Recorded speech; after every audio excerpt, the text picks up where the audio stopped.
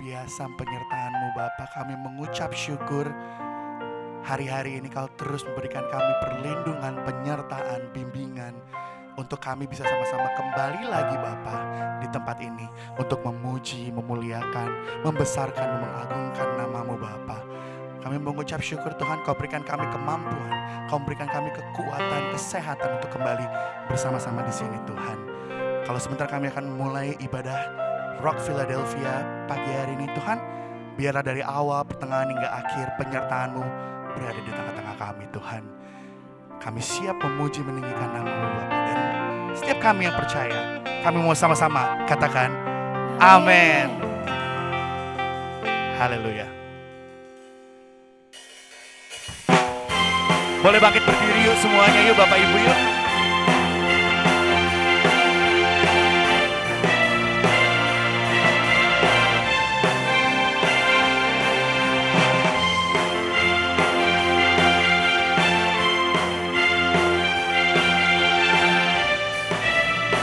Katakan, hidup yang kupilih. Hidup yang kupilih membuatku berarti. Karena Yesus Tuhan, tempatku percaya dan berharap. Ku buka mataku, lihat sekelilingku. Ku harus nyatakan kebenarannya yang membebas. Karena kuasamu, karena kehebatanmu, ku dapat lakukan perkara besar yang Engkau janjikan. Yesus, Kaulah sahabatku. Yesus, Kau yang akan selalu berada di sisiku. Kau sumber kuatku. Oh Yesus, Kaulah sahabatku. Yesus, Kau yang tak pernah jemu-jemu di sisiku. Kau sumber kuatku. Oh. Boleh tepuk tangannya di atas kepala Bapak Ibu, yo. Buat Tuhan gak boleh setengah-setengah, amin. Katakan, hidup yang kupilih, yeah. Hidup yang kupilih membuatku berarti. Karena Yesus Tuhan, tempatku percaya dan berharap. Ku buka mataku, lihat sekelilingku. Ku harus nyatakan kebenarannya yang karena kuasamu, karena kehebatanmu. Oh, ku dapat lakukan perkara besar yang Engkau janjikan. Yesus, Kaulah sahabatku. Yesus, Kau yang akan selalu berada di sisiku. Kau sumber kuatku. Oh Yesus, Kaulah sahabatku. Yesus, Kau yang tak pernah jemu-jemu di sisiku. Kau sumber kuatku. Yesus, Kaulah sahabatku. Yesus, Kau yang akan selalu berada di sisiku. Kau sumber kuatku. Oh Yesus, Kaulah sahabatku. Yesus, Kau yang tak pernah jemu-jemu di sisiku. Kau sumber kuatku. Katakan, Kau sahabatku, berada di sisiku. Kau sahabatku selama-lamanya. Kau sahabatku, berada di sisiku selama-lamanya. Saya mau tepuk tangannya semua bareng-bareng yuk. 1, 2, 3, go. Yesus, hey Yesus, haleluya. Yesus, oh. Yesus, Kaulah sahabatku. Yesus, Kau yang tak pernah jemu-jemu di sisiku. Kau sumber kuatku. Katakan Yesus, Yesus, Kaulah sahabatku. Yesus,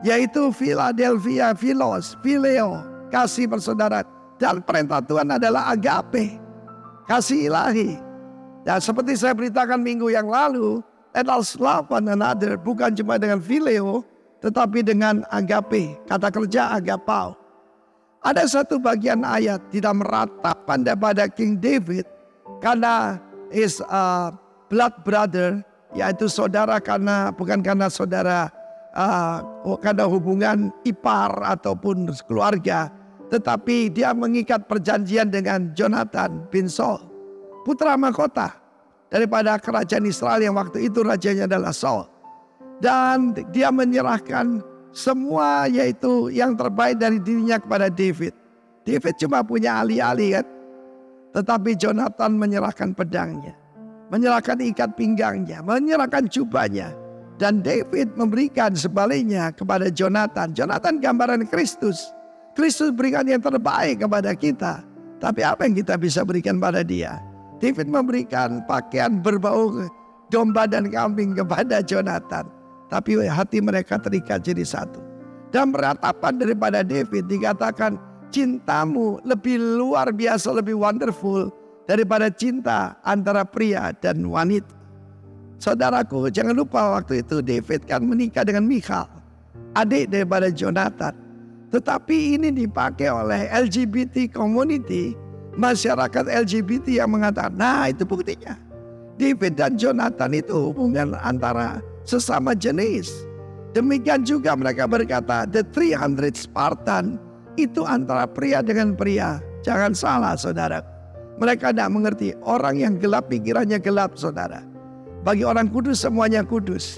Hubungannya itu begitu indah, begitu luar biasa.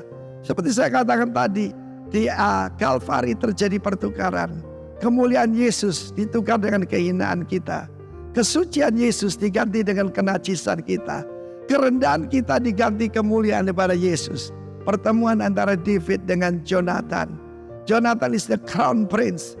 Jesus is the crown prince of heaven. Tetapi kita seorang yang tidak berdaya. Dan Yesus telah mengasihi kita waktu kita masih berdosa.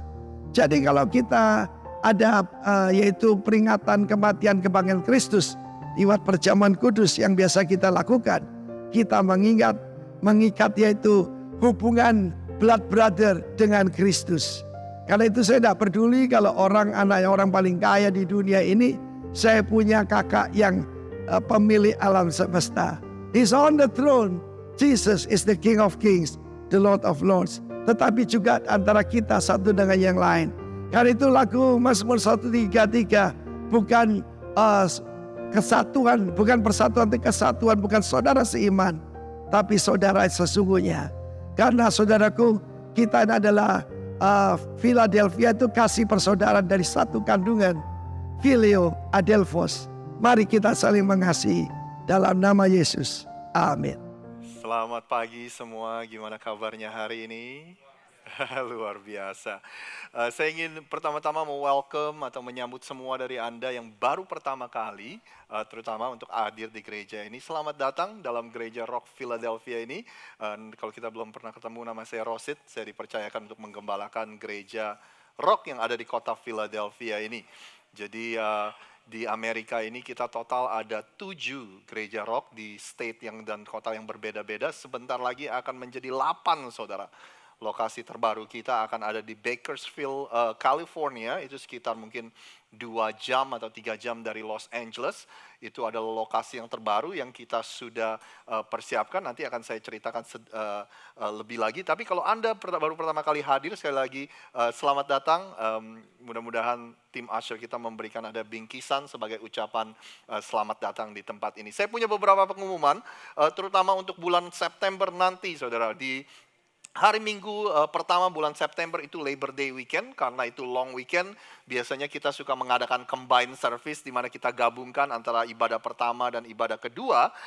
Dan kita akan juga melakukan Baptism Sunday atau baptisan yang kita lakukan di hari Minggu, saudara. Jadi bagi Anda yang belum pernah dibaptis dan Anda ingin mengambil langkah selanjutnya dalam hubungan Anda bersama dengan Tuhan, Anda bisa setelah ibadah bisa mendatangi saya, lalu kita akan bicarakan bagaimana Anda bisa mendaftarkan untuk dibaptis. Jadi baptisan adalah sesuatu yang sangat luar biasa, saudara. Ini adalah public declaration atau deklarasi publik kita, di mana kita sudah tidak lagi malu menyebut di depan orang dan kita dibaptis dalam nama Tuhan Yesus untuk berkata kepada orang-orang bahwa saya adalah pengikut Yesus. Baptisan juga mempunyai arti di mana ketika kita masuk ke dalam air, hidup yang lama kita sudah mati, kita bangkit dari kematian dan itu adalah hidup kita yang baru, saudara. Jadi sekali lagi buat Anda yang belum pernah dibaptis dan ingin dibaptis, Anda bisa hubungi saya setelah ibadah ini, saudara. Yang kedua, nanti September 24 kita akan mengadakan namanya ibadah Padang, saudara, di FDR Park. Sekali lagi kita akan gabungkan kedua ibadah tersebut, kita akan ngumpul bersama-sama di park. Teman-teman kita kemarin sudah apply untuk permitnya dan segala macam dan sudah di-approve. Jadi September 24 kita akan bersama-sama ke FDR Park, kita akan melakukan ibadah di FDR Park. Jadi buat Anda yang ingin mengikuti pengumuman, nanti kita akan ingatkan terus, Anda bisa pastikan Anda isi connection card kalau Anda nggak pernah, jadi nomor telepon itu akan kita pakai untuk kita SMS untuk mengumumkan tentang kegiatan-kegiatan di gereja ini. Kita nggak akan pakai untuk hal-hal yang lain. Demikian juga kita mempunyai grup WhatsApp, kalau Anda ingin dimasukkan ke dalam grup itu, Anda juga bisa hubungi saya akan masukkan nomor Anda.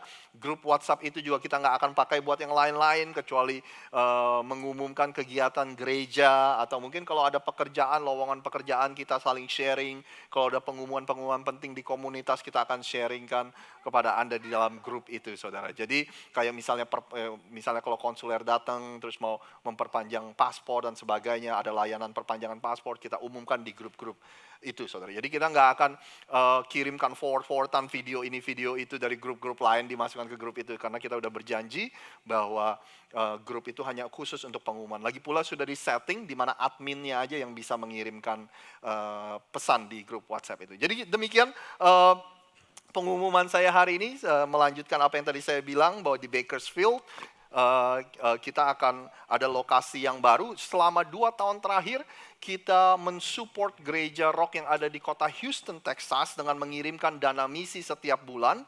Dan setelah 2 tahun itu berakhir, kita akan alokasikan dana misi itu ke gereja yang ada di Bakersfield yang sebentar lagi akan dimulai, saudara. Saya percaya kita nggak boleh hanya memikirkan diri kita sendiri, saudara, tapi kita juga memikirkan pelayanan-pelayanan Tuhan atau pekerjaan-pekerjaan Tuhan yang ada di tempat lain. Ada amin nggak, saudara? Amin.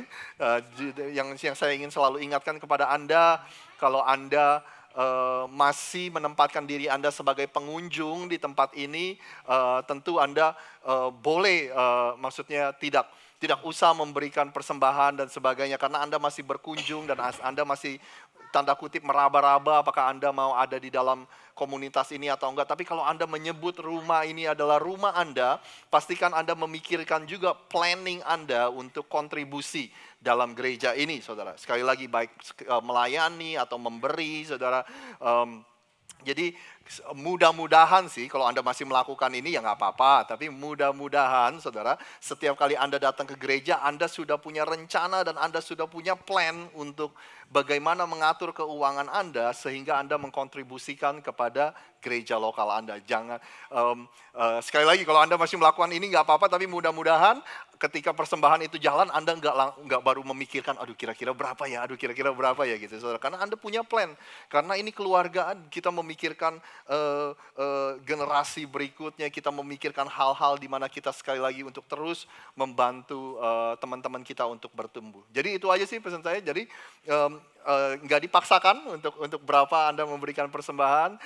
Kalau istri saya, kita memberikan persembahan, tentu kita percaya dengan yang namanya persepuluhan. Saudara, saya memberikan melalui SMS, jadi saya nggak perlu bawa-bawa lagi uang cash. Begitu saya gajian, langsung saya SMS, karena di gereja ini juga ada persembahan digital, saudara. Jadi itu yang saya mau ingatkan kepada Anda. Hopefully it's okay untuk saya berkata semua itu. Izinkan saya untuk berdoa, dan setelah itu kita akan mendengarkan firman Tuhan hari ini. Yuk kita berdoa bersama-sama. bersama-sama sebelum kita memberikan persembahan. Tuhan, kami mengucap syukur Tuhan atas segala sesuatu yang Tuhan berikan dalam kehidupan kami. Kami percaya semua yang ada di tangan kita, yang ada di tangan kami itu semua berasal daripada Tuhan. Pekerjaan yang Tuhan berikan, kesehatan yang Tuhan berikan, kemampuan kami, talenta kami percaya semuanya berasal daripada Engkau. Biarkan dan izinkan kami juga, ajari kami untuk menjadi a good steward, untuk menjadi pengelola yang baik yang Tuhan sudah percayakan segala sesuatu di tangan kami. Sebagai gereja pun, izinkan kami Tuhan untuk kami menjadi pengelola yang baik dari apa yang sudah dipercayakan oleh jemaat dan apa yang sudah dipercayakan oleh Tuhan ke dalam kehidupan setiap kami. Terima kasih Tuhan, kami akan memberikan persembahan kami dengan sukacita. Hanya di dalam nama Tuhan Yesus kami sudah berdoa. Yang percaya sama-sama katakan, amin.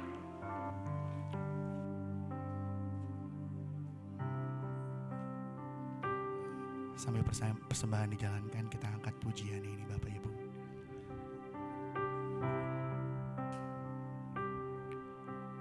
Firman-Mu berkata Kau besertaku, maka kuat roh dan jiwaku. Tangan-Mu Tuhan, Tangan-Mu Tuhan selalu ku nantikan. Di setiap langkah ku percaya, dengan sayap-Mu ku akan terbang tinggi. Di tengah badai hidup ku tak menyerah. Kau kekuatan dan perlindungan bagiku, pertolonganku di tempat maha tinggi. Ku mengangkat tanganku, aku berserah. Kau ku nantikan, Kau yang ku sembah, Yesusku, Rajaku. Saya mau mengundang semua untuk bangkit berdiri, kita angkat pujian ini dari awal. Firman-Mu berkata Kau besertaku, maka kuat roh dan jiwa.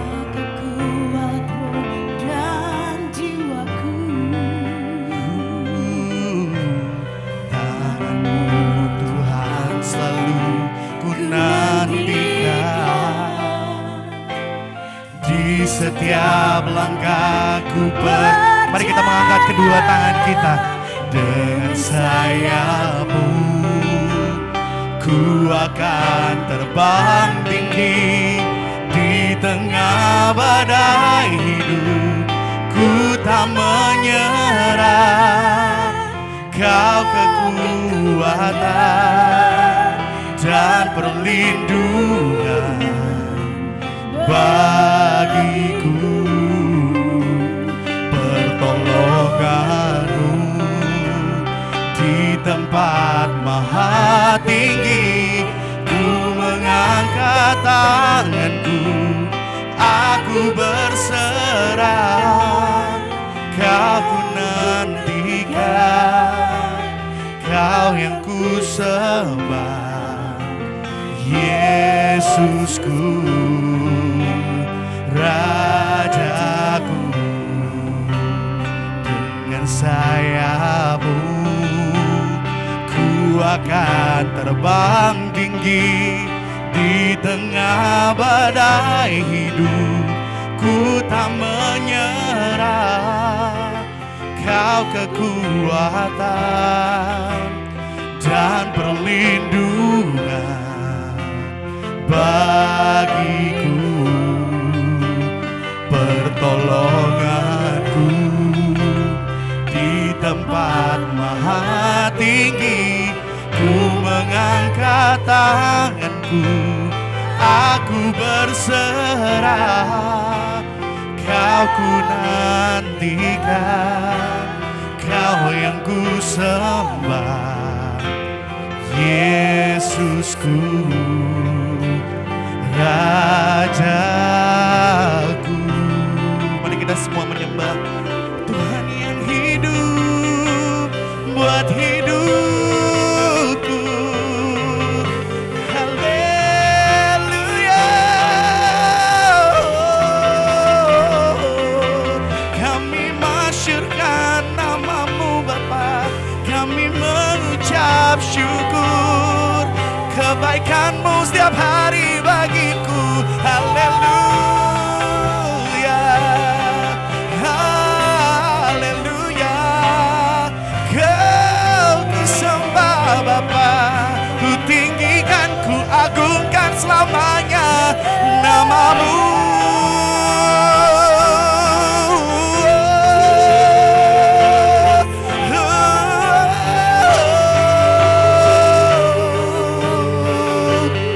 Dengan sayapmu ku akan terbang tinggi,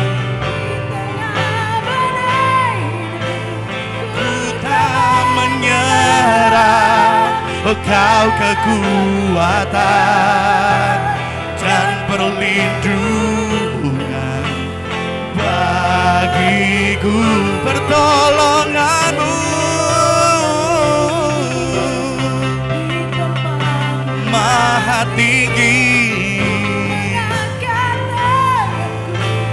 Aku berserah, Kau ku nantikan, Kau yang ku sembah, Yesusku, Rajaku. Oh, dengan sayapmu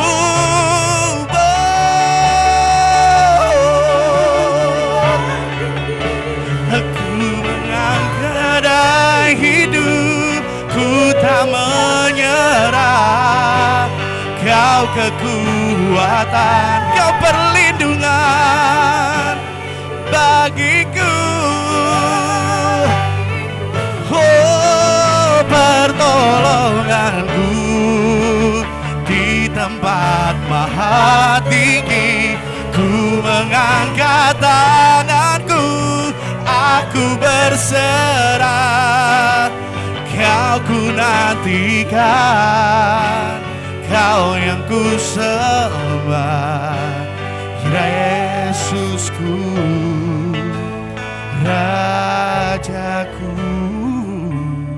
Kau ku nantikan, Kau yang ku sembah, Yesusku, Rajaku.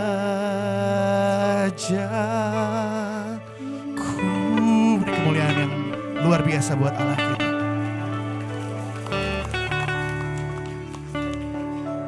Can I invite all the children to come forward? Come on. Kita akan berdoa untuk anak-anak kita, saudara. Anda boleh bantu saya, Anda boleh bersatu hati dengan saya untuk berdoa bagi anak-anak ini. Kalau Anda mengasihi anak-anak ini, bolehkah Anda mengarahkan tangan Anda kepada setiap mereka? Father God, we thank you for each and every one of them, Lord. We thank you for the purpose and the calling and the love that you have given them. We thank you that you promise you will be in every step of the way and every decision that they make. Father God, continue to walk with them, to reveal yourself to them. We speak blessing over them. The goodness of God, the favor, the blessing, the joy and the peace, and all these good and perfect things that come from above will be upon them and will follow them for the rest of their life. Dan untuk para orang tua, dari anak-anak ini kami percaya Tuhan, ini merupakan sesuatu yang terhormat yang telah Engkau percayakan bagi setiap kami untuk berjalan bersama dengan mereka dan terus memperkenalkan mereka kepada Engkau, Bapa kami yang ada di surga, kepada Engkau Tuhan dan Juru Selamat kami Yesus Kristus. Terima kasih Tuhan, berikan kami kemampuan dan hikmat untuk kami bisa menjadi orang tua dan melakukan peranan kami dengan baik. Dan untuk setiap guru sekolah minggu yang ada di tempat ini, terima kasih Tuhan atas apa yang mereka lakukan dan investasi yang mereka tanamkan ke dalam anak-anak ini. Terima kasih atas kesetiaan mereka dalam melayani anak-anak ini setiap minggunya. Untuk membantu mereka berjalan di dalam Tuhan, untuk membantu mereka sekali lagi mengenal Tuhan Allah Bapa mereka. Terima kasih Tuhan, terima kasih berkat-Mu melimpah atas kami semua. Dalam nama Tuhan Yesus kami sudah berdoa. Amin, amin. Go ahead kids, go follow your teacher. Dan untuk setiap dari kita, yuk kita berdoa sekali lagi. Tuhan terima kasih, dalam beberapa menit ke depan kami akan dengar firman-Mu. Kami buka hati kami ingin punya hati yang mau menerima dan yang mau diajar oleh firman-Mu dan oleh Roh Kudus. Terima kasih Tuhan, terima kasih. Kami mengucap syukur dan hanya di dalam nama Tuhan Yesus berbicara kepada setiap kami. Yang percaya sama-sama katakan, amin, amin. Most people are familiar with the story of David. We see him throughout history in music, literature, and art. David is this amazing hero, an elegant poet, and he seems to have this impossibly close relationship with God. The kind of relationship that only an iconic Bible character could have. But when you look closer, you see his flaws on display. And despite the years in between our lifetimes, his story starts to look a lot like our own. The truth is, the story of David is the story of all of us. A perfect God loving an imperfect person.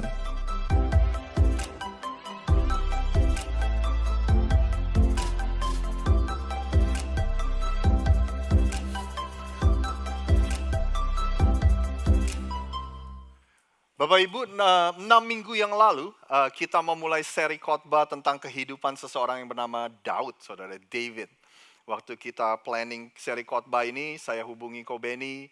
Saya bilang, Ko Benny pilih 2 dari cerita-cerita ini, yang mana, bagian mana, dan akhirnya kita bagi. Jadi saya udah khotbah 4 kali dari 6 seri khotbah ini, dan Ko Benny akan hari ini mengkhotbahkan yang terakhir, yaitu kehidupan Daud di penghujung kehidupannya, saudara. Sebelum nanti Ko Benny, saya nggak mau mengambil waktu terlalu banyak, tapi sebelum Ko Benny akan sampaikan firman Tuhan, saya cuma mau bilang gini, kehidupan Daud adalah kehidupan yang begitu luar biasa, saudara. Jadi saya anjurkan dan saya berdoa supaya Anda justru membacanya sendiri setelah kita mengakhiri serial khotbah ini. Karena kita juga nggak punya cukup waktu, ya kan? Kita cuma comot-comot beberapa kejadian yang kita anggap penting, yang saya rasa punya pelajaran penting. Tapi kalau misalnya Anda membaca sendiri, Anda akan bisa baca detail-detailnya dari cerita dari kehidupan Daud. Dan yang paling penting, saudara, saya benar-benar percaya kalau Anda baca sendiri, Roh Kudus yang ada di dalam Anda juga akan berbicara akan hal-hal yang kami belum sampaikan sebagai pembicara, saudara. Jadi akan ada pesan-pesan tertentu yang saya sangat percaya Tuhan akan bicara kepada setiap Anda. Jadi saya berdoa mudah-mudahan Anda belajar banyak dalam serial khotbah ini. Anda ini akan juga mendorong Anda sekali lagi untuk membaca cerita tentang kehidupan Daud dengan sendiri. Jadi tanpa panjang lebar, boleh saya undang Ko Benny untuk menyampaikan firman itu. Kita beri tepuk tangan yang meriah untuk Tuhan kita. Haleluya. Shalom. Apa kabar? Biasa di luar? Oke. Ya, perkenalkan nama saya Benny. Saya biasa dipanggil Benny Mika.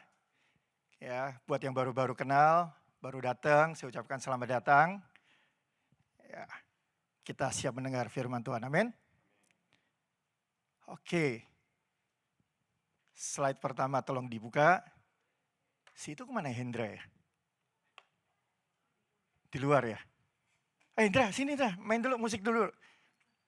Ya, saya mau nyanyi 2 lagu, gitu ya. Udah dibuka ya slide pertama ya. Kita pasti tahu lah lagu apa yang bakal kita nyanyiin. Betul? Apa lagunya? Ambil di Gendra. Tuhan inilah yang ku mau. Di G itu? G. Iya kan? Kau menjaga hatiku. Halo, bisa nyanyi lagu ini nggak? Bisa? Suaranya dong, suaranya dong. Ya, masa saya doang yang nyanyi ya? Ayo ulang lagi, ulang lagi. Tuhan inilah yang ku.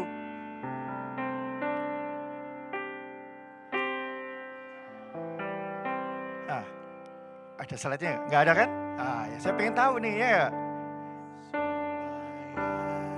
Kehidupan Oh, udah dibantuin sama Kak Rian tuh. memancar senantiasa. Oke, ada lagu yang kedua. Coba ambil di D. Sebentar, ini lagunya rada-rada sedikit dangdut dan rada-rada sedikit ini. Oh, saya suka dangdut. Ya, jagalah hati. Gimana? Jangan kau. Nodai. Ah ya, coba Karian, bantu Karian. Jagalah hati, jendela hidup ini. Asik. Ya, jadi sebelum kita masuk dalam sesi pengajaran yang terakhir gitu ya. Dua buah lagu ini sama-sama tentang apa? Jaga hati. Tapi yang jadi masalah adalah lagu Kristen rata-rata bukan atau tidak mencerminkan yang namanya apa? Alkitabiah. Betul? Coba buka slide kedua. Ya, Amsal 4 ayat 23. Apa ayatnya bunyinya? Jagalah hatimu dengan segala kewaspadaan. Karena di situ terpancar kehidupan. Jadi kalau kita nyanyi lagu yang pertama, tadi apa katanya? Tuhan inilah yang ku mau. Itu Tuhan mau atau yang kita mau? Halo? Tuhan apa kita? Kita, betul? Kita mau Tuhan yang jaga hati. Betul ya? Tapi di ayat ini, Salomo ngomong apa? Jagalah hatimu. Yang disuruh jaga siapa? Kita apa Tuhan? Hai? Halo? Masih pada bangun semuanya? Masih sehat? Sehat ya? Ya. Nah, ini sering kali kalau kita baca Alkitab, kalau kita tidak mau belajar, kita kalau ada lagu apa aja yang baru yang kesannya enak, ya kan? Terus kita nyanyi aja. Betul? Mau artinya apa aja, kita masih bodoh. Ya Pak ya? Yang penting musiknya enak, ya kan? Soal message nomor sekian belakangan. Ya kan? Tapi kalau lagu yang lain gitu kan? Jagalah hati, jangan kau nodai, betul? Jagalah hati, apa? Lentera hidup ini. Karena dari situ terpancar kehidupan. Tapi dalam bahasa Inggrisnya lebih bagus. Gitu kan? Above all else, ya kan? Di atas segala-galanya dalam kehidupanmu, apa? Jagalah hatimu. Karena apa? For everything you do flows from it. Jadi segala tindakan kita, ya kan? Itu tergantung dari hatimu. Betul ya? Makanya ketika kita mengucapkan apapun juga dari mulut kita, itu semua keluarnya dari mana? Hati. Kalau hatimu pahit, yang keluar apa? Pahit. Kalau hatimu marah, yang keluar apa? Kemarahan. Dan ketika kita tidak pernah bisa jaga hati, semua yang mengalir dari mulut kita, itu isinya cuma sampah. Halo. Ya. Nah. Ini yuk kita akan mulai serial kita ya. Slide berikutnya. Itu Raja Daud. Betul? Raja Daud punya anak 3. Siapa aja? Amnon, terus Absalom sama Tamar. Sebenarnya anaknya banyak, ya. Anaknya banyak, bukan cuma Bapak Abraham punya banyak anak, ya, tapi Daud juga punya banyak anak. Tapi yang jadi masalah Daud punya banyak anak dari banyak istri dan gundik-gundik, ya. Nah, Tamar, Absalom sama yang namanya Amnon itu dari keluarga yang sama, dari ibu yang sama. Ya, mereka satu rumpun, ya. Nah, Absalom itu, ya, kalau kita mau ngomong soal Absalom hari ini kita akan cerita banyak soal Absalom. Absalom itu dari bahasa Ibrani-nya adalah Abba Shalom. Yang artinya apa? Bapak yang penuh dengan damai sejahtera. Abba Shalom. Kan kita selalu kalau di gereja, ya kan? Selalu pakainya Shalom gitu ya. Artinya apa? Damai sejahtera. Nah, kejadian yang pernah pastor ceritakan minggu lalu, gitu ya. Ketika Daud menghampiri Batsheba, datanglah siapa? Nabi Nathan. Ya. Nabi Nathan ini cerita soal apa? Ada orang kaya sama orang miskin, ya kan? Habis itu Daud emosi ketika dengar, betul ya? Nah, begitu Daud emosi, ya kan? Terus kemudian dia ngomong, betul ya? Tanpa mikir, betul ya? Betul ya? Ya, namanya orang kalau emosi pasti hajar, ya betul ya? Hajar bleh, nyeploslah dia, apa?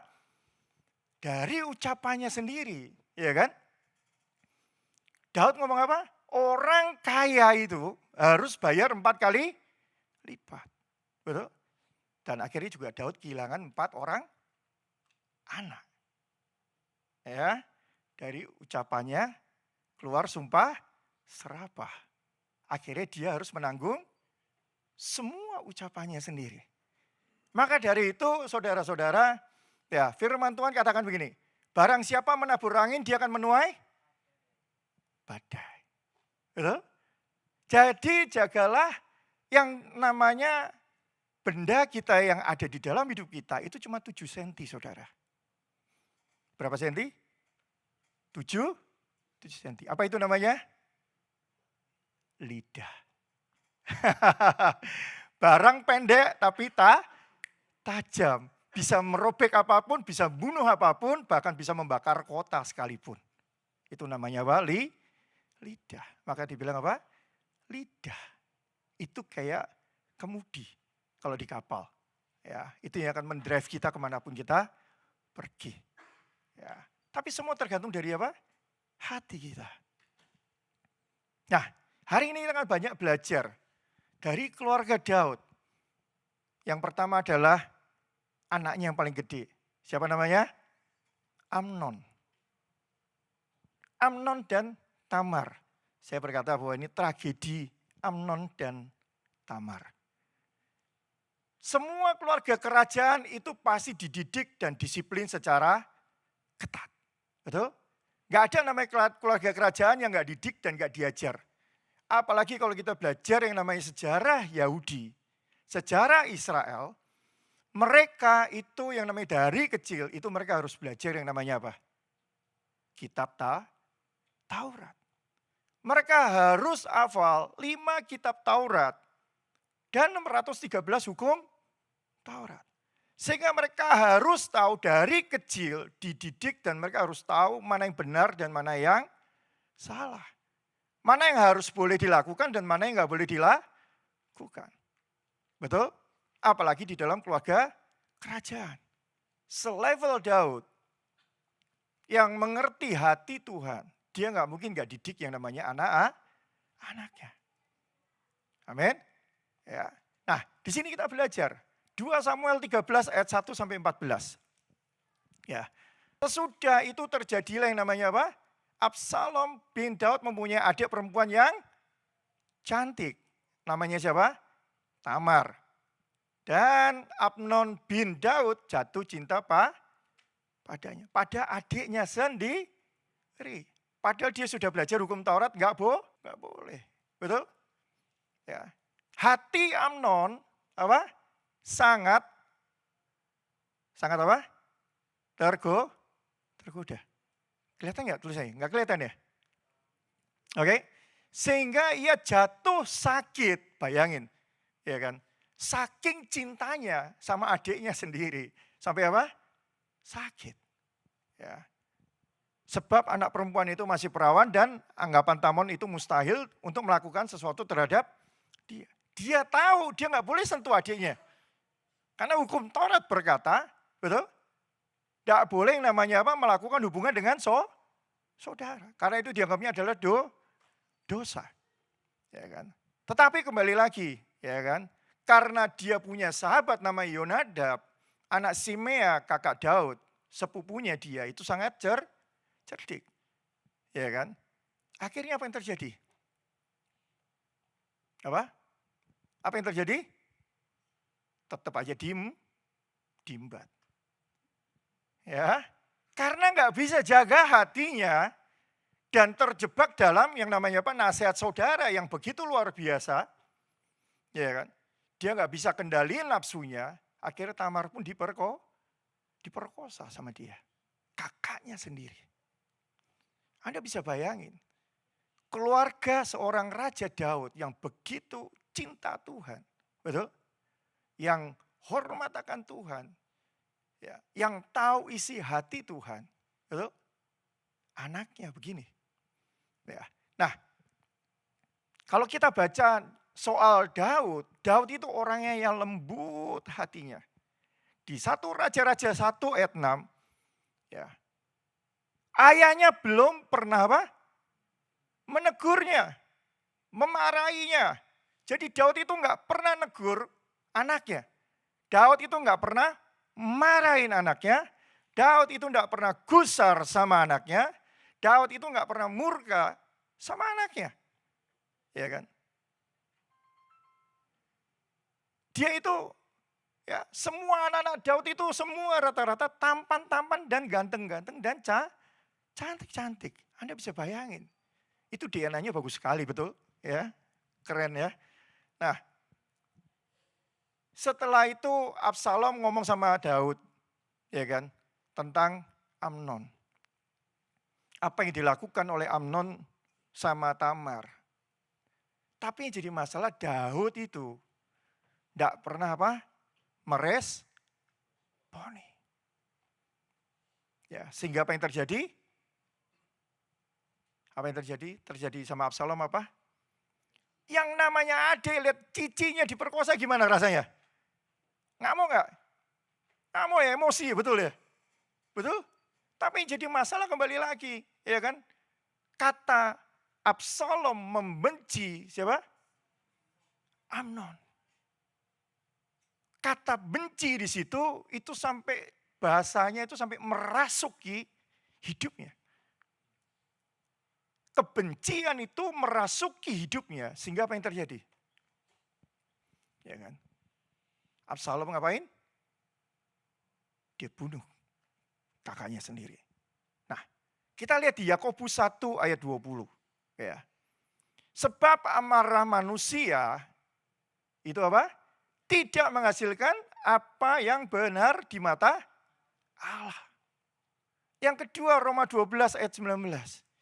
Janganlah kamu menuntut balas, tapi pembalasan adalah haknya Tuhan. Ya kan? Yang ketiga, ya kan? Kita lihat Kain sama Habel. Ya kan? Manusia baru cuma 4 orang, ya kan? Tapi yang namanya kebencian, ya. Itu udah apa? Udah terjadi. Iri hati, cemburu, marah. Ya. Di situ Tuhan itu selalu yang namanya menegur, memberitahu. Tuhan itu sayang sama setiap manusia. Cuma yang jadi masalah adalah semua kembali kepada apa? Pilihan kita sendiri. Tuhan gak bisa larang kita. Tuhan gak bisa yang namanya cegah kita. Ya kan? Untuk melakukan apa yang kita mau. Betul? Dari awal kejadian manusia dibuat, ya kan? Tuhan ciptakan namanya apa? Free will. Kehendak bebas. Untuk kita bisa memilih apa yang kita mau atau yang Tuhan mau. Dan Tuhan gak batasi itu. Malaikat dibatasi, tapi manusia tidak punya batasan. Tuhan mau menghindarkan kita dari malapetaka. Tuhan mau menghindarkan kita dari bencana. Tuhan mau menghindarkan kita dari malapetaka. Tetapi yang orang lain, ya kan, itu Tuhan gak bisa tahan. Walaupun Tuhan udah berusaha tahan. Semua kembali lagi di tangan orang itu juga. Sama kita juga. Ketika kita ngalami namanya tertekan, depresi, di pabrik, di tempat kita bekerja, dimanapun, di sekolah dan lain-lain. Gitu kan. Tuhan cuma kasih kita penghiburan. Come on, just let go. And let God. Tuh. Tetapi kadang-kadang kan kita tetap ngototnya apa? Nggak bisa Tuhan. Ya kan? Sakitnya itu udah di sini. Merasuk di hati. Ya, gitu kan? Nggak bisa Tuhan. Kalau kayak begini gimana keadilan? Ya kan? Nggak bisa. Keadilan harus ditegakkan. Betul? Betul atau betul? Selalu kita maunya apa? Menuntut yang namanya apa? Keadilan. Sama. Absalom juga sama. Kira-kira kalau kita di posisi Absalom, salah nggak Absalom? Salah nggak? Enggak kan? Betul ya? Loh, hak kan? Itu cicinya sendiri, itu saudaranya loh itu. Betul ya? Gimana kalau saudara kita diperkosa sama saudara kita juga? Marah nggak kita? Emosi nggak? Emosi, betul. Tapi yang jadi problemnya adalah ketika emosi itu kita tidak pernah redam. Emosi itu kita tidak pernah yang mau kasih ke Tuhan. Ujungnya berujung maut. Betul? Ya kan? Sewaktu anak saya pernah nunggu bus di stasiun bus gitu ya. Ada orang minta-minta tapi endingnya malak gitu kan. Udah dikasih duit gitu kan. Tapi endingnya mintanya lebih gitu kan. Pulang sambil ngegerutu gitu kan. Saya cuma berkata sama anak saya. Loh puji Tuhan kamu cuma dimintain duit. Daripada kamu hilang nyawa. Betul? Iya kan? Duit. Just let go and let God. Anggap aja itu charity. Anggap aja itu amal. Ya betul ya? Nyawamu gak sebanding dengan uangmu. Betul ya? Itu. Tapi kadang-kadang ada orang yang gak rela. Betul ya? Sampai gebuk-gebukan rela masuk rumah sakit. Endingnya lebih parah dari itu. Betul ya? Ya tapi kalau di Philadelphia katanya biar dapat visa gitu kan. Ya, kalau perlu babunya ya kan ditusuk dulu gitu kan. Wah, dapat visa perlindungan gitu kan. Enggak kayak gitu. Ya kan? Enggak perlu sampai separah itu. Nah, Absalom juga sama. Ya kan? Dia mereka-reka kejahatan atas kakaknya sendiri. Nah, yang ketiga, ada satu lagi tokoh yang muncul, yang jarang disebut. Siapa namanya? Ahitofel. Jadi setelah Absalom itu bunuh kakaknya, Absalom itu kabur dari rumah, ya kan, pergi meninggalkan rumah, Daud pun marah. Gitu kan. Terus akhirnya apa yang terjadi? Yoab, panglimanya Daud, itu membujuk Daud supaya Absalom itu balik. Namanya juga Daud, hatinya apa? Lembut. Akhirnya dia ngalah. Absalom dipanggil pulang. Nah, yang jadi problemnya adalah setelah yang namanya bunuh Amnon, namanya luka yang namanya di hati. Kalau enggak segera diberesin, betul? Itu tetap luka. Lukanya enggak sembuh, muncul yang namanya siapa? Ahitofel. Ya. Ahitofel ini adalah siapa? Siapa? Saudaranya? Bukan saudaranya, tapi kakeknya siapa? Bathsheba. Orang luka ketemu orang luka. Jadinya apa? Luka kuadrat. Ya kan? Benar ya? Saling melukai. Kakeknya Betsheba itu adalah salah satu penasihat perangnya Daud. Orang ini sangat-sangat sakti. Dia bisa baca perbintangan. Ya, semua nasihat ketika diikuti Daud bikin selalu menang perang. Tapi karena mantunya, ya kan, cucu mantunya gitu kan, itu dibunuh sama Daud. Itu balik lagi, ya kan? Apa tadi? Sakitnya itu di sini. Ya, sakit hatinya dipendem sampai tua. Begitu dia lihat ada celah, apa yang terjadi? Datengin si Absalom. Betul? Absalom didatangi. Nah, habis itu apa yang terjadi? Ya kan, kita kembali lagi. Ingat minggu lalu ceritanya pastor. Tentang apa? Ketika itu Nabi Nathan datang, dia bawa suara dari Tuhan. Nah, seringkali bahasa-bahasa di dalam Alkitab itu bahasanya kaku. Betul ya? Kemudian kita selalu sering dengar ya, kalau udah Nabi ngomong itu, ya kan? Demikianlah firman Tuhan, hai anakku, gitu kan? Aku hendak, gitu ya, gitu kan? Aku akan, gitu ya. Pakai suara Tuhan, betul ya? Tetapi di sini saya mau coba ambil angle yang berbeda. Di sini yuk coba kita lihat, ya kan? Ketika Nabi Nathan datang bawa suara Bapa, Tuhan itu ngomong begini, kamu tahu nggak apa yang kamu lakukan, hai anakku Daud?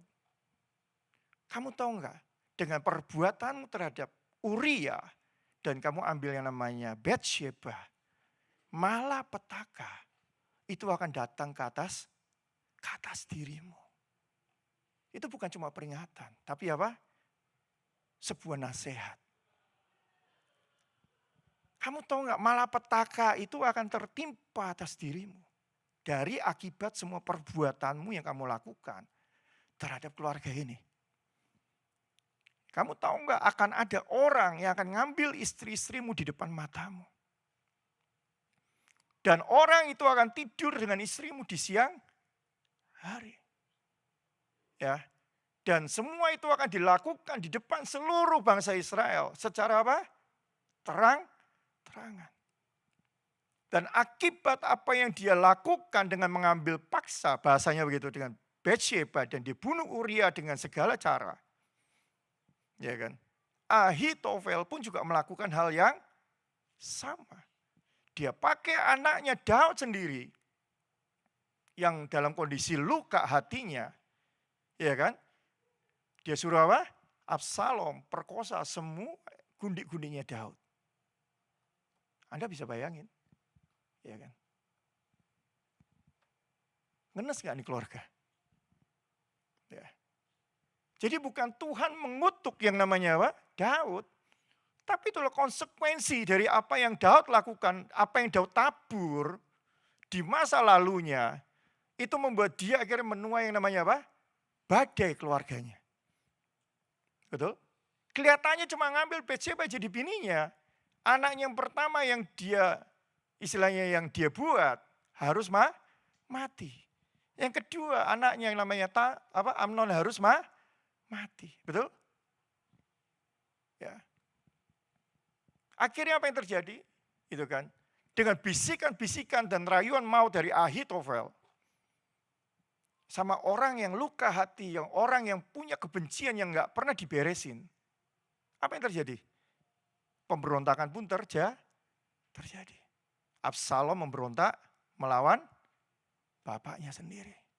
Karena dia merasa punya backing yang luar biasa. Bayangin seorang penasehat yang sangat luar biasa, yang selalu jitu. Kalau Absalom dapat yang namanya Ahitofel, penasihat papanya yang selalu bikin papanya menang perang. Anda kalau di backing kayak begitu berani gak? Ya tak? Siapa yang di sini selalu punya yang namanya di luar sana dulu ya, kalau saya dulu gitu kan, kalau lagi bisnis dagang gitu ya. Kita selalu mau carinya apa? Backing-nya, betul? Kita bayar orang untuk dia sekolah sampai nyampe pangkat tertentu, betul?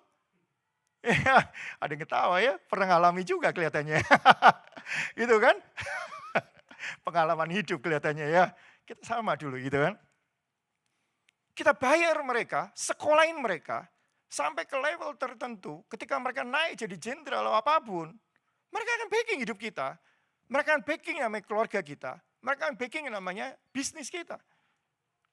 Even itu salah pun, betul? Backingnya kuat. Siapa yang nahan? Betul? Siapa yang tahan? Ya, lu bikin masalah, kita libas. Ya kan? Selalu begitu. Dan selalu kuat-kuatan dekingan.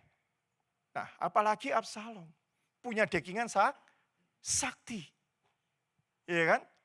Waktu Daud perang sama yang namanya Absalom. Daud itu sampai apa? Ngalami depresi.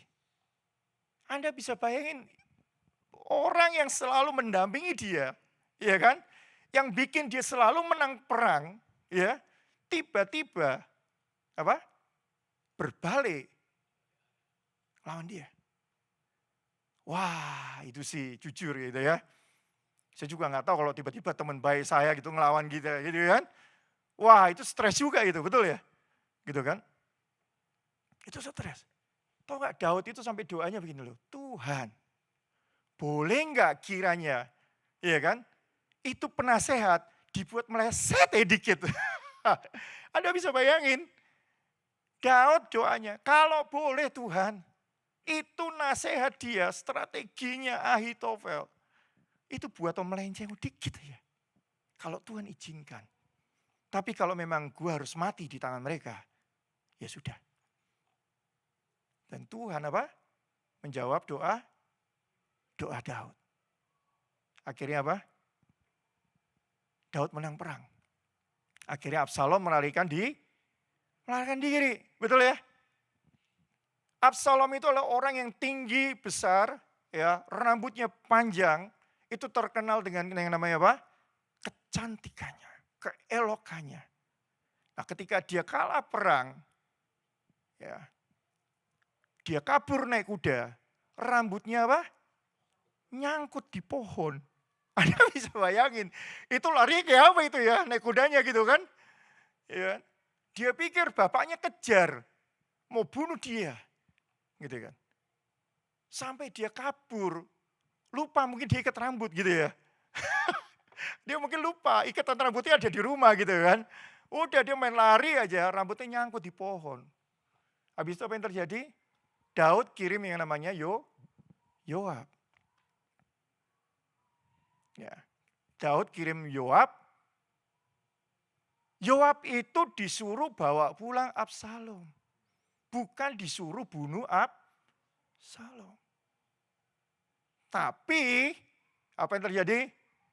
Yoab malah bunuh Absalom.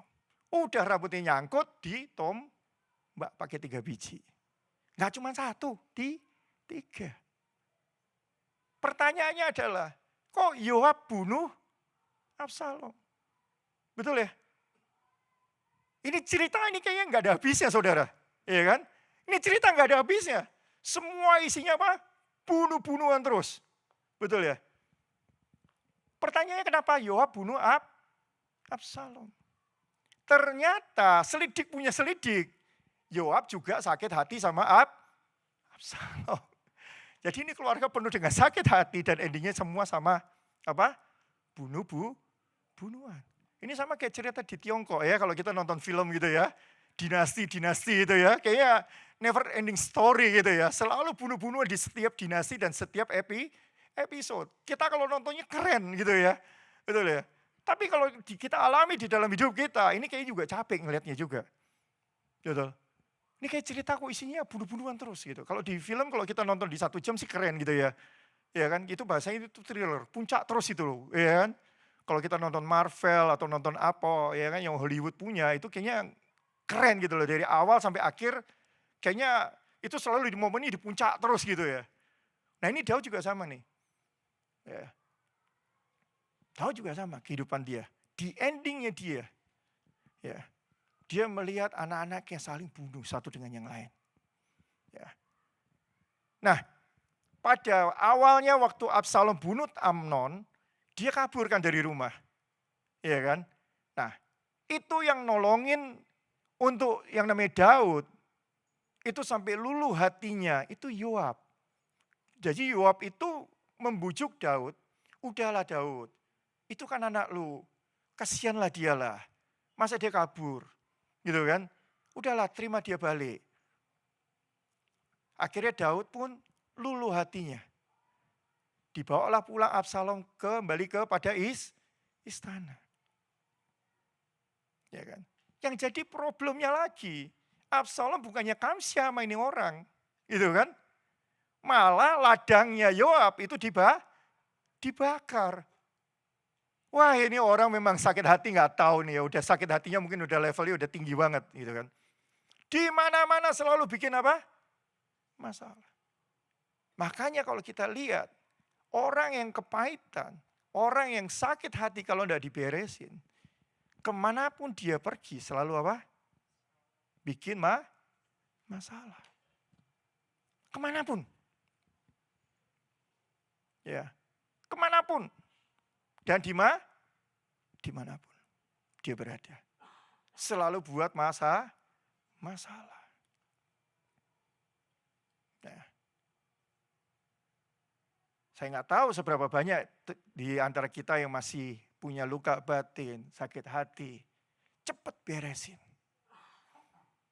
Cepat beresin. Karena luka hatimu kalau tidak cepat diberesin,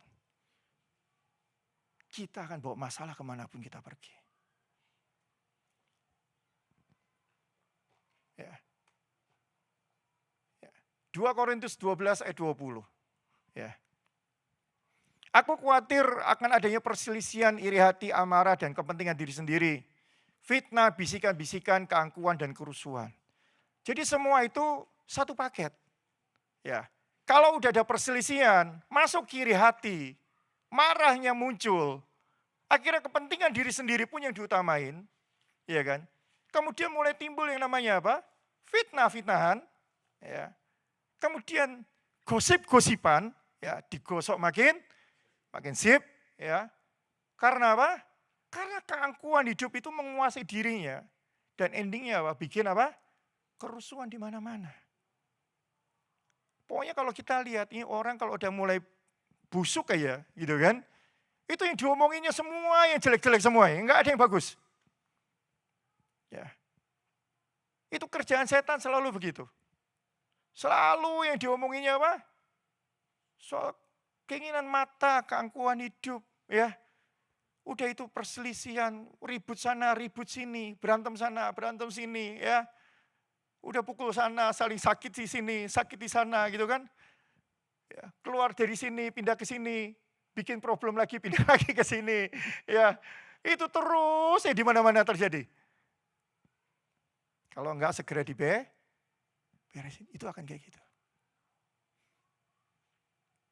Orang ini akan ngenes sekali hidupnya. Sampai mati pun dia akan ngenes. Itu tadi. Barang siapa menabur angin, dia akan menuai badai. Saya enggak berharap tempat ini menuai badai. Amin. Di sini semua menuai berkat Tuhan. Damai sejahtera. Namanya Absalom. Bapak yang penuh dengan damai sejahtera. Tapi karena apa? Kemarahan tadi. Menguasai hidupnya.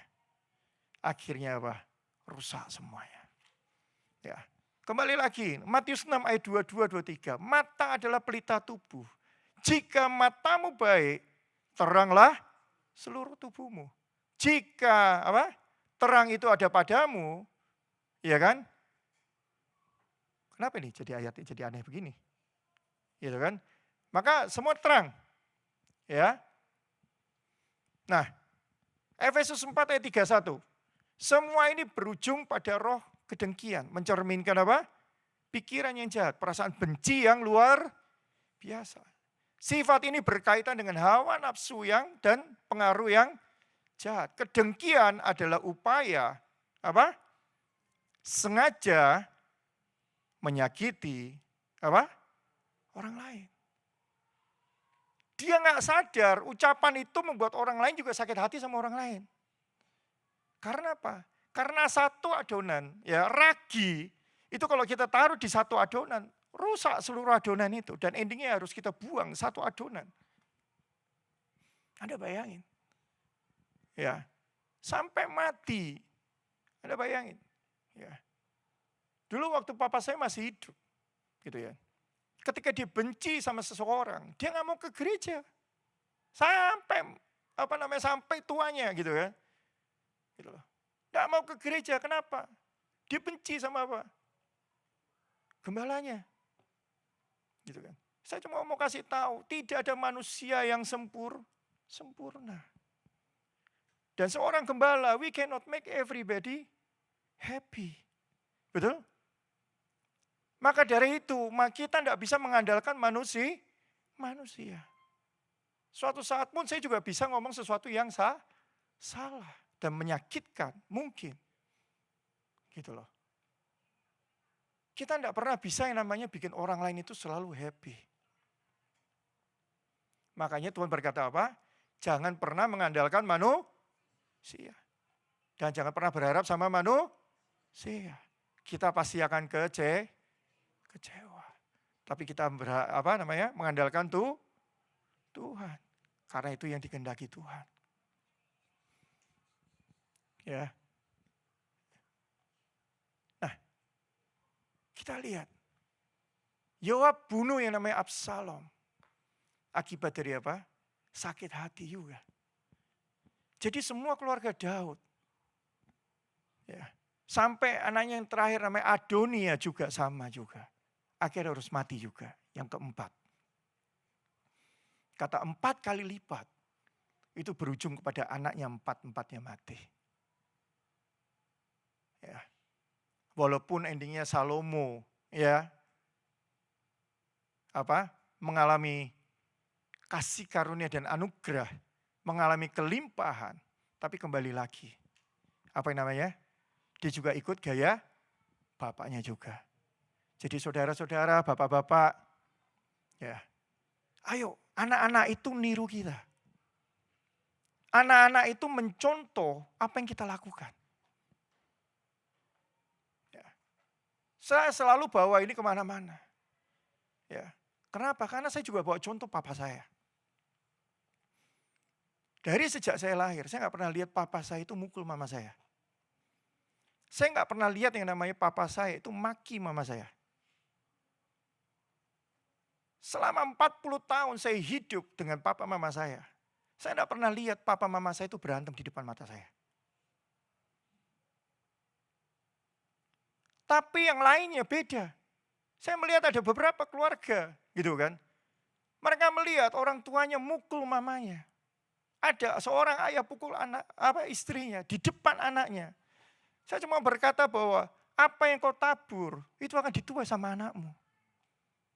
Karena apa? Kamu nggak pernah mikir, kita nggak pernah mikir bahwa apa yang kita lakukan itu direkam di bawah sadar anak kita. Karena dia pikir, oh ternyata gaya hidup keluarga itu kayak begini. Gue boleh mukul dong berarti nanti kalau gue punya bini. Oh papa gue biasa kok mukul istrinya. Itu kan.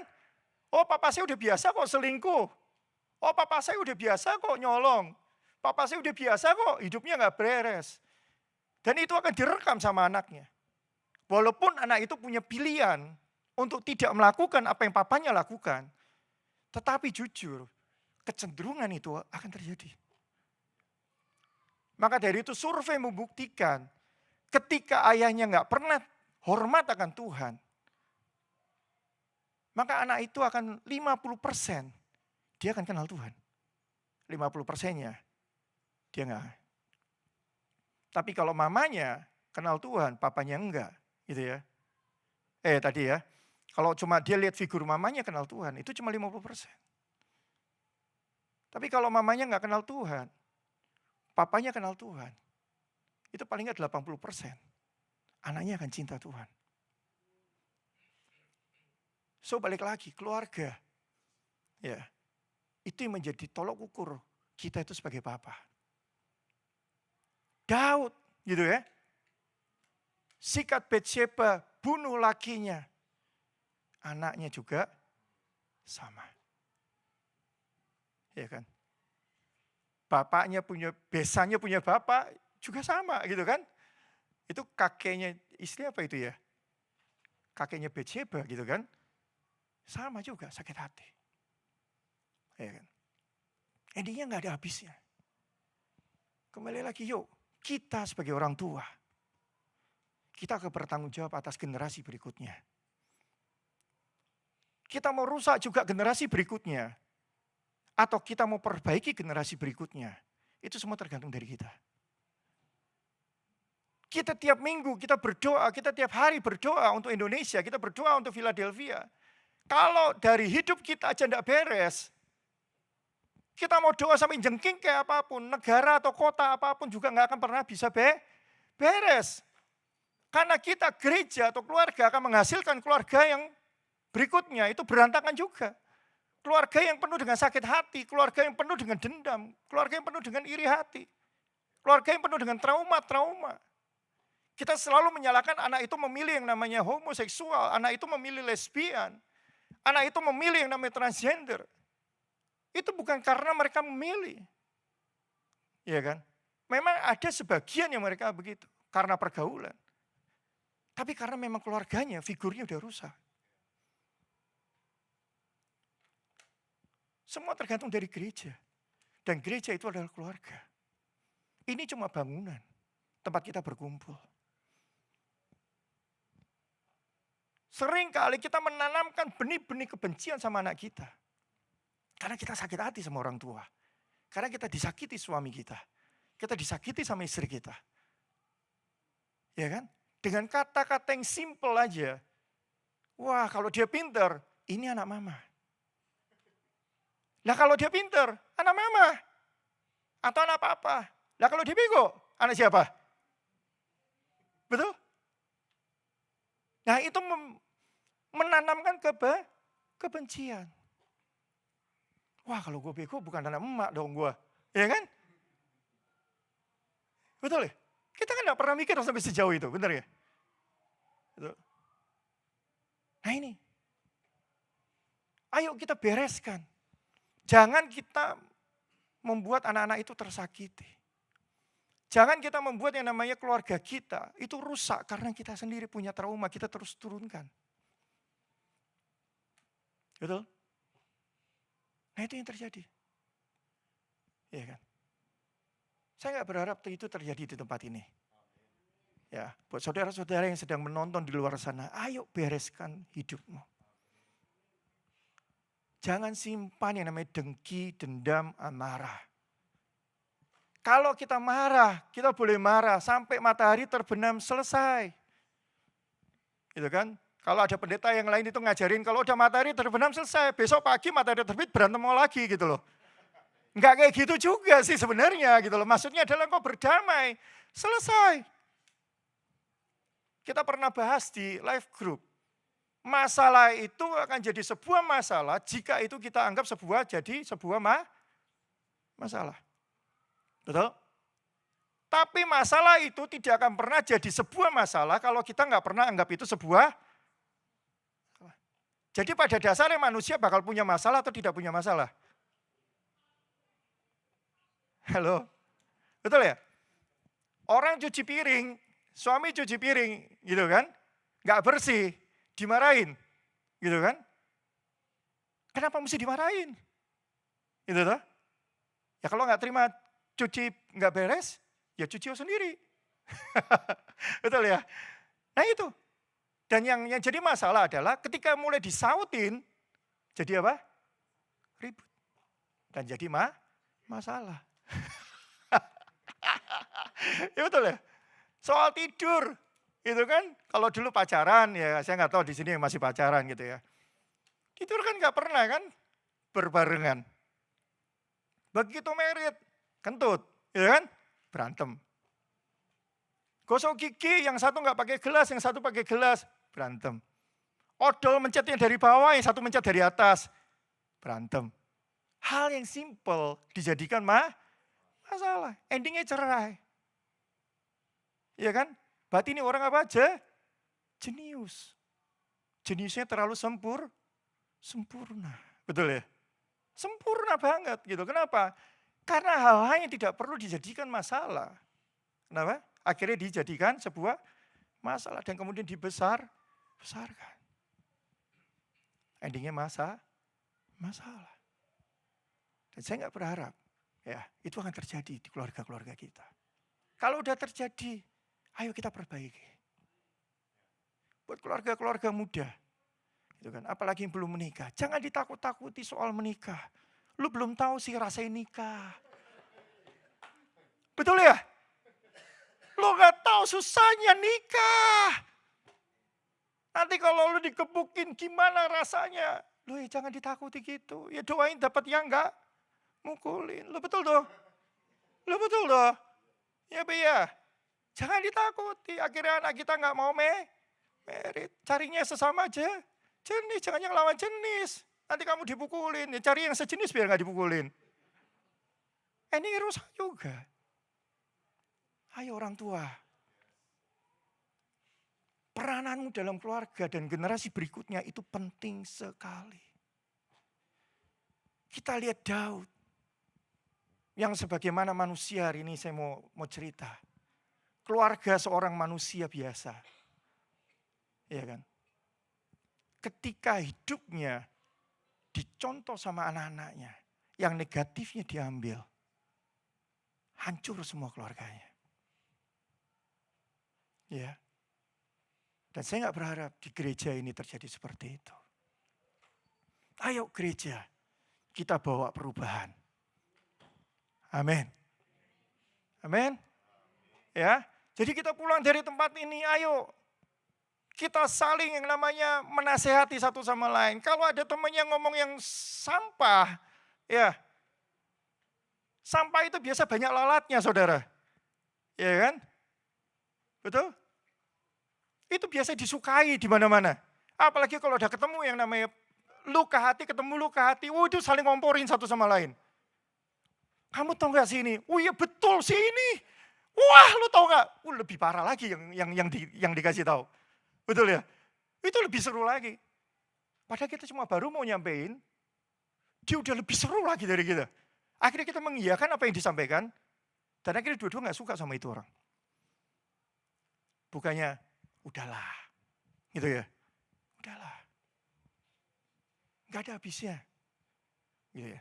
Yang penting adalah hidupmu dengan Tuhan. Amin.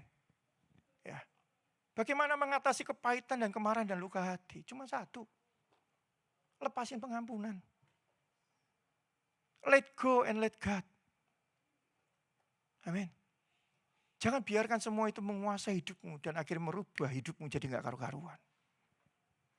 Dan merusak generasi berikutnya juga dengan tidak karuan juga. Amin. Yuk, kita akhiri hidup ini sampai ya. Salah ya. Kita akhiri ibadah ini. Yuk, kita bangkit berdiri. Jangan ya, itu tadi salah itu.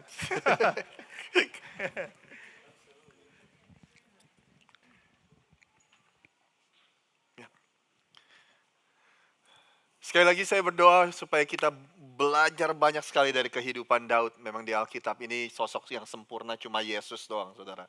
Tapi dengan luar seperti yang kita ketahui, walaupun ada begitu banyak sosok yang jauh dari sempurna, tapi Tuhan masih terus memakai kita, saudara, yang jauh dari sempurna untuk menjadi alatnya. Jadi seperti Daud, walaupun keluarganya jauh dari sempurna, perbuatannya banyak dicontoh dari keluarganya, bahkan karena saya khotbah sama tadi pagi dengan Kobeni, bahkan di akhir dari hidup Daud, di ranjang kematiannya, dari segitu banyak wanita yang ada dalam hidupnya, dari segitu banyak anak yang ada di dalam hidupnya, nggak ada satupun yang ada di samping dia, saudara. Jadi sekali lagi baca sendiri kehidupan cerita Daud. Saya tinggalkan Anda dengan satu quote yang saya belajar beberapa saat yang lalu yang menjadi favorit saya juga. The greatest thing that you do, the greatest thing in your life, it might not be something that you do, but it's someone that you raise. Jadi hal yang terbaik yang Anda lakukan dalam kehidupan Anda kemungkinan bisa jadi bukan sesuatu yang Anda lakukan atau Anda perbuat, tetapi seseorang yang Anda besarkan. Jadi yuk kita jadi orang tua yang akan menunjukkan kepada anak-anak kita untuk mengenal Kristus. Izinkan saya untuk berdoa. Terima kasih Tuhan atas firman-Mu. Terima kasih atas 6 minggu terakhir kami mempunyai kesempatan untuk belajar banyak dari kehidupan seseorang yang bernama Daud, Tuhan. Kami berdoa biar hikmat dari Tuhan akan memampukan kami untuk mengaplikasikan semua yang kami pelajari dalam kehidupan pribadi kami masing-masing, Tuhan. Terima kasih jemaat Tuhan di tempat ini boleh mengangkat tangan Anda. Terimalah berkat yang terbaik, berkat dari Bapa, Putra dan Roh Kudus. Segala sesuatu yang baik dan sempurna yang berasal dari surga akan turun atas kehidupanmu mulai hari ini sampai selama-lamanya. Terima kasih Tuhan, semua jemaat Tuhan yang sudah menerima berkat Tuhan, sama-sama katakan amin, amin. Sekali lagi berikan salam samping kiri kanan Anda. Tuhan memberkati, happy Sunday. Buat teman-teman yang terlibat dalam pelayanan praise and worship, setelah makan siang kita akan ketemu sebentar. Kita akan ngobrol sebentar, nggak sampai lebih dari 30 menit.